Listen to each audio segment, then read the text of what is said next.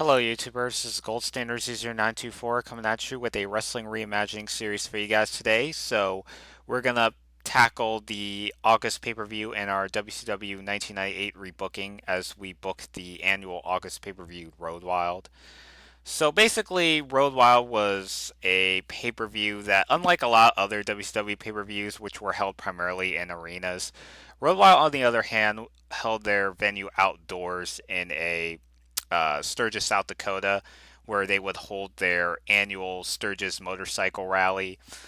Um, yeah, so originally they called it Hog Wild, but they changed the name because of a trademark issue from Harley Davidson, which sponsored the motorcycle rally.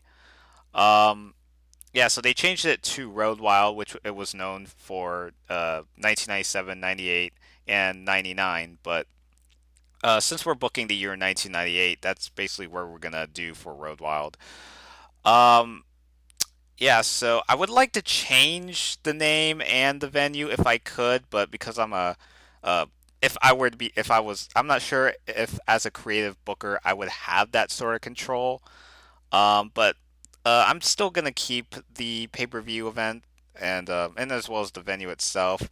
I mean, I know this pay-per-view kind of got criticized by a lot of wrestling purists, and and especially the fact that because it's held outdoors, so you will always see um, a lot of noises from the crowd. They'll with these motorcycles humming, like those motorcycle engines just running and running, and especially during the matches, which uh, came off as a distraction. Um, but I'm not sure what I could do in that situation since I probably wouldn't have any control over that. But I might as well just stick with the pay-per-views that they had during this time. Without further ado, I'm just gonna kind of kick things off with the introduction aside. So just to kind of keep this video going smoothly. So yeah, so let's just get started with our undercard here. So I would open up with a Cruiserweight Open. And this match would consist of Eddie Guerrero, Prince Ikea, Psychosis, Juventud Guerrera, Kaz Hayashi, and Billy Kidman. And the winners of that Cruiserweight Open would go on to be the number one contender for the Cruiserweight title at a scheduled date. So I really want to kind of kick this off with the Cruiserweight match. Just kind of kick it off with a fast-paced performance by these six competitors. And basically it kind of works like a gauntlet match if you watch some of the WWE versions of the Cruiserweight Open, which is basically like a gauntlet match. So you'll have like um, one like you'll start off with just like a regular one-on-one match, and then once that certain wrestler gets eliminated, another wrestler comes out and takes over from there, and the winner and once all five competitors have been defeated, then that remaining wrestler would be declared the number one contender, and and would face the cruiserweight champion at a given date. So so I think this could be a really great match, given the talent. I would actually have Eddie Guerrero go over here, so I have plans for him, especially towards the end of '98. So Eddie and Chavo are still, having their partnership going on, and Chavo's still gonna accompany Eddie Guerrero in the match, and he'll play a part in helping Eddie Guerrero win the match. And even if it comes off pretty reluctant for Chavo, since he still has a somewhat of a semi-bitter grudge against his uncle, but regardless, Chavo, his involvement in the match will somehow end up having Eddie Guerrero win the gauntlet and will become the number one contender. So there you go with that. Second match is for the United States Championship. So the champion Perry Saturn taking on NWO member Conan. So basically, Saturn had broken away from the flock. He won the U.S. title from Bash at the Beach. So then, the night after the Nitro after Bash at the Beach, Raven comes out, claims his rematch clause, and and the loser, if Raven loses, then the whole flock disbands, and especially Raven being fired. But then, as a result of Raven's firing from the company, um, his flock members would ultimately disband in the process. So yeah, so Perry Saturn and Raven have their Bash at the Beach rematch on Nitro. Perry Saturn wins, and basically the flock will walk out on Raven post match. This is kind of a way to write him off. I was hoping to at least put this match on the Road Wild card, but just given the talent that I had, I wasn't kind of 50-50 on whether I should put the rematch on the pay per view. Um, but I didn't really have as much planned for Raven after his Perry Saturn feud, and if it meant demoting him in the lower card even more, then I just wouldn't want to waste him. Especially that I've been building up Raven since uh, the spring of '98. Having him overcome the going over a lot of these legends, and even main eventing Great American Bash against Sting. So I didn't want to demote Raven even more, or at least make him stagnant, because I didn't, like I said, I didn't really have sort of long-term plans after his feud with Saturn. So yeah, so this is kind of a way to kind of write off Raven, and just put a nail in the coffin for the flock members and have them go out their separate ways, and pretty much what they did in real life. But yeah, so I'm really pushing Saturn here, and he's the U.S. champion. So now that Saturn has taken care of the flock, he's pretty much destroyed the flock once and for all. So um, the flock members go their separate ways, and Perry Saturn moves on and feuding with the NWO, and just kind of started off. Conan will be his first opponent. So yeah, so Saturn will go over Conan in this match, and to really propel Saturn, and continuing his feud with the NWO. So yeah, so that's my second match there. Third match I have here is Booker T taking on Stevie Ray, which is basically Harlem Heat, but now that they disbanded. Since if you watch my Bash at the Beach card, Harlem Heat came up short against the Faces of Fear for the tag titles. And post match, Stevie Ray helps Booker T and ends up attacking Booker T and nailing the slapjack. And basically Stevie Ray would cut a promo on Nitro explaining his actions and why he did what he did, and this eventually culminates into a one-on-one match at Road Wild. So um, I didn't have Stevie Ray join the NWO or anything like that, but just like turn on his brother, uh, primarily due to jealousy, which had been boiling up since the beginning of the summer. And there's been kind of like a bit of a tease as far as the dissension between Harlem Heat's concerned, but for the most part, they've found ways to patch things together. But Bash at the Beach came in, and everything just kind of crashed and burned right then and there, like a big turning point, if you will. So yeah, so Booker and Stevie Ray have the one-on-one match, and Booker T is going to go over Stevie Ray and really try to cement Booker T as a potential singles star in the making. But Booker T is going to go over Stevie Ray and really try to break off Harlem Heat and to really start off Booker T's single star in this scenario. So there you go with that. Then we have is a tag team title defense. We have the champions, the Faces of Fear, defending the belts against Chris Benoit and Dean Malenko. So Benoit and Malenko were previously the uh, previously held undercard titles. So Benoit had the TV title, Dean Malenko was holding the cruiserweight title. Both competitors end up losing their respective championship belts at that July pay per view. So then, sometime afterwards, Chris Benoit and Dean Malenko have a one-on-one match on like an episode of Nitro or Thunder, and and they have sort of a series of matches which end in time limit draws or no contests, so to speak. And as a result of those finishes, it gets to a point where Benoit and Malenko end up teaming up together and basically asking themselves that we both have the same wrestling style. I mean, we both uh, put a hell of a clinic, a hell of a performance in a lot of these matches, and it kind of gets to the point where both of them agree to become tag partners there. So eventually, Benoit and Malenko, have a are involved in these tag team matches, and they successfully go over. They've been kind of been the talk of the town as the weeks progress. So then, Ming and Barbarian come out, and they're still tag team champions in the weeks building up to Road Wild.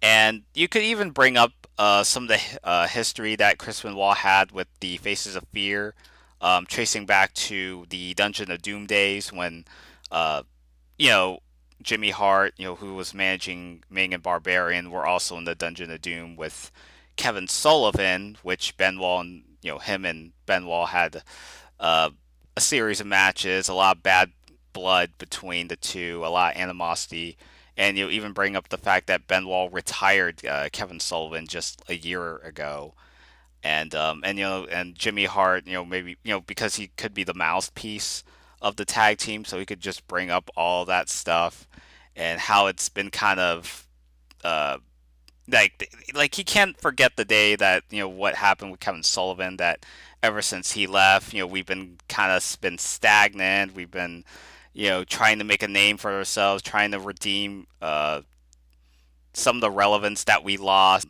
And Dean Malenko's part of this too, especially since Benoit's got his thing with the Faces of Fear, and Dean Malenko being Benoit's tag partner, so he's pretty much a part of this problem as well. So, like Faces of Fear beat up Dean Malenko in the segment. Chris Benoit comes in to make a save, and you could do that on the Go Home show, which would eventually have the tag team title belts sanctioned for this pay per view. So, um, I think this could be hopefully a pretty solid match. But Arn Anderson will interfere in this match, and we haven't, announcers put it over that we haven't seen Arn Anderson in over a year or so. So Arn Anderson will interfere in this match, at especially at this point where Jimmy Hart's trying to distract the referee, and Benoit Malenko looks as if they have the match won. So Jimmy Hart would do his typical manager interference where he's just standing on the apron and just just trash talking the referee or something. And Arn Anderson's gonna come out and try to even the odds in a way. Um, so you can have Benoit and Malenko maybe do like a double team submission hold on one of the Faces of Fear members. So like Malenko has the Texas Cloverleaf, Benoit has the crossface. So you could maybe have like some double team submission, and basically from there on, Benoit and Malenko would win the tag team title belts. So Arn Anderson, eventually is gonna pair up with the two wrestlers, with Benoit and Malenko being the new tag team champions. So there's definitely going to be a sign of things to come. Then we have is a champion versus champion non-title match. So we have the TV champion Chris Jericho taking on the cruiserweight champion Rey Mysterio. So this is going to be a revenge match from Sold Out. Chris Jericho uh, locked in that lion tamer that took Rey Mysterio out of action. Rey Mysterio ended up coming back at Bash at the Beach, won the cruiserweight title in Dean Malenko's Open Challenge match. So, Rey Mysterio sets his eyes out on Jericho. He's like, I can't forget the day when you locked in that lion tamer to the point where you nearly broke my knee, and I've been having to sit out of action for months and months and months. Wrestling means so much to me, and I just feel like I want to get back, and I've just been so anxious to get some revenge. Yeah, you do the rematch here, so it's champion versus champion, like I said, but despite that, no title belts on the line. There's no title unification whatsoever. This is just basically a return bout from Sold Out, and Rey Mysterio try to get his hands on Chris Jericho after what he did to him, and Rey Mysterio will come out on top and go over Chris Jericho in this match. So so this should be a really good match, and given the amount of time that they would have. So yeah, so one of those rare occasions where you don't have a title belt defended, despite the fact that you have a certain champion coming out there and wrestling in this one-on-one bout. So, but regardless, like I said, it should be a really good match. And then we get to the double header main events. So we have a tag team title, not a tag team title belt, but just a regular tag team match with Scott Hall and Kevin Nash, the Outsiders, taking on Goldberg and the Giant. So after the Goldberg Kurt Hennig match at Bash at the Beach, the NWO came out and tried to annihilate Goldberg, and then at some point the Giant comes in the arena and tries to fend off the NWO along with Goldberg. And despite Giant's intentions to assist Goldberg, kind of like a rivalry going on between the two wrestlers. And even though they're part of WCW, it's like, Goldberg, ever since he debuted in WCW, and he's just been winning all these matches, not a single loss whatsoever, and most of his matches consisted of one-on-one matches, and in him and the Giant have been kind of like Goldberg's like he just doesn't want anyone's help. He's just this powerhouse that fights his own battles, and he doesn't want someone to hold him back. And and just Goldberg and Giant just these two young, hungry powerhouse athletes just can't seem to coexist. I mean, there is some possibility that if Goldberg and Giant don't seem to click together, there's a chance that uh, there might be a chance that Goldberg might come up short in this match. That um, it seems like the outsiders seem to have found a weak spot for Goldberg. It's like he doesn't without he doesn't want to have to team up with anybody. So um, and plus this is a tag team match, so Goldberg this isn't like a one-on-one bout. So um, yeah, so prior to the tag team match, Goldberg will get um, mysteriously attacked. They don't show like the scene where they attack Goldberg, but it's just that Goldberg's knocked out, and we aren't sure if Goldberg's going to be able to compete in the match. So then Hall and Nash and the Giant would be wrestling in a handicap match for the time being, unless Goldberg comes out there during the match. So yeah, so so Giant's doing his best, and the crowd's hopefully maybe chanting Goldberg, Goldberg, Goldberg, Goldberg, but for the most part there hasn't been any signs of Goldberg, and Giant's doing all he can to fight Hall and Nash, but at some point they will eventually gang up on Giant and just try to find the weak spot for the Giant and just completely decimating him. And then Goldberg will come out. Goldberg will come out and standing on the apron, and and just basically trying to reach out for a tag, or no, Goldberg's just gonna stare there at the Giant, and there are signs where like Giant's like trying to make a tag, but Goldberg's like just standing there, just staring at Giant, while Giant's just asking him to tag him. And then eventually, Goldberg eventually accepts the tag after after being reluctant not to do so. But eventually, Goldberg comes to his senses, gets the hot tag, and tries to just up one Hall and Nash, and Goldberg will eventually get the victory for him and Giant when Goldberg spears Scott Hall and the jackhammer combination to win the match. So, um, that's how I would kind of book it. So yeah, so definitely try to do something different with Goldberg, as opposed to just simple one-on-one matches. But this should really be. I wouldn't say it would be like an instant classic, but it would definitely be something to kind of really boost up Goldberg and continuing his feud with the NWO. Um, yeah, so there you go with that.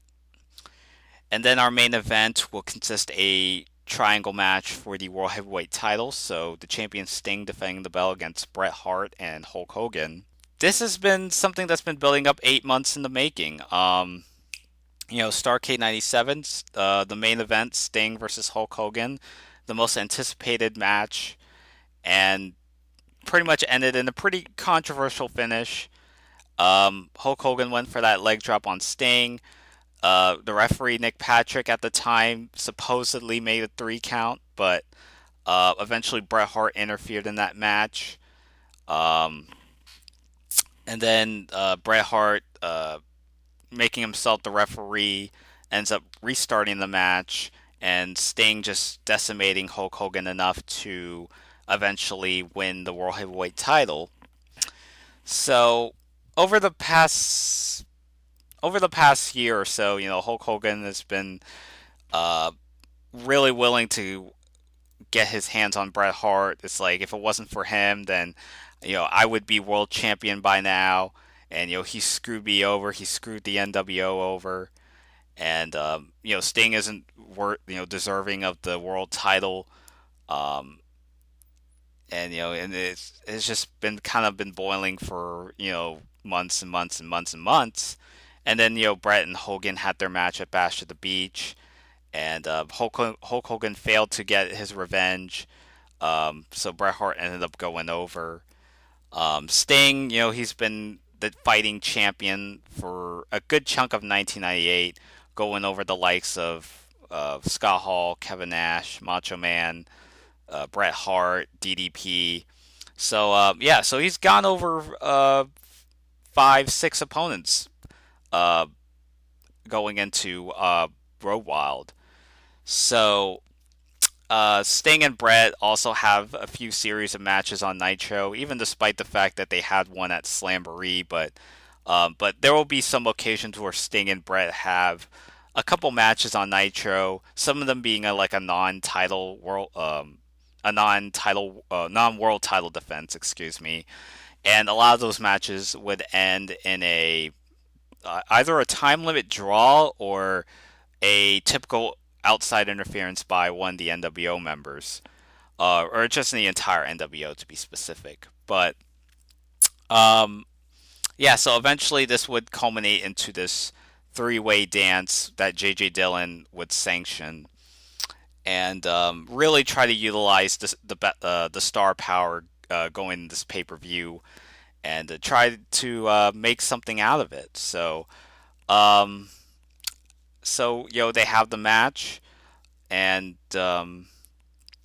Sting. There will be like a high spot where the NWO will eventually come out. Especially coming from with Hulk Hogan being the leader of the NWO. So normally you would expect like NWO interference anyway. So so there would be like a rare high spot that we would do, um, where Sting bounces off the ropes and does that big dive that Undertaker does.